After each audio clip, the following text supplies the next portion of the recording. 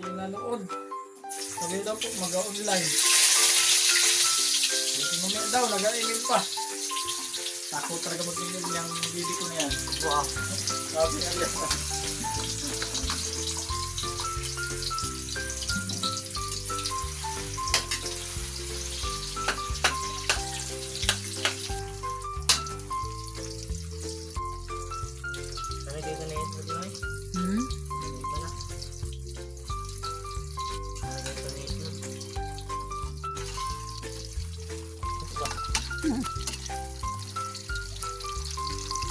Karatan. Ay, kalat niya yung tuklong. Tapos lagyan mo na yung tuklong.